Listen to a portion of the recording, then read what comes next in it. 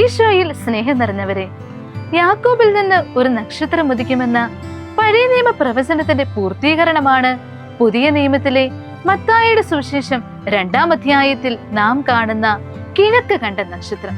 ബേത്ലഹേമിലെ കാലിത്തൊഴുത്തിൽ ഈശോ ജനിച്ച സമയത്ത് എന്തിനാണ് ആകാശത്തൊരു നക്ഷത്രം ഉദിച്ചത്? ആ നക്ഷത്രം രക്ഷകനിലേക്ക് ആനയിക്കുന്ന ഒരു വഴികാട്ടിയായി മാറുകയായിരുന്നു. ഈ ക്രിസ്മസ് കാലത്ത് നമ്മൾ ഭവനങ്ങളിൽ നക്ഷത്രങ്ങൾ തൂക്കാറില്ലേ? പല നിറങ്ങളിലും പല വർണ്ണങ്ങളിലുമുള്ളവ. പകലാണോ രാത്രിയാണോ ഈ നക്ഷത്രം കാണാൻ ഭംഗിയുണ്ടാവുക? രാത്രിയിലല്ലേ? അതെ, രാത്രിയിലാണ് നക്ഷത്രം പ്രകാശം പകരുന്നത്. നമ്മുടെ ജീവിതത്തിലെ കനത്ത അന്ധകാരത്തിലും ചില നക്ഷത്രങ്ങൾ ഉദിക്കുമ്പോൾ നാം ഏറെ സന്തോഷിക്കാറില്ലേ? നമുക്കും ഇതുപോലെ അനേകം ഇരുളടഞ്ഞ ജീവിതങ്ങൾക്ക് മുമ്പിൽ പ്രകാശം ചൊരിയുന്ന വഴികാട്ടികളായ നക്ഷത്രങ്ങളായി മാറാം. ഇന്നത്തെ ദിവസം നമുക്ക് നന്മയുടെ പാഠങ്ങൾ പകർന്നു തരുന്ന എല്ലാ അധ്യാപകർക്ക് വേണ്ടിയും നമുക്ക് പ്രാർത്ഥിച്ചാലോ?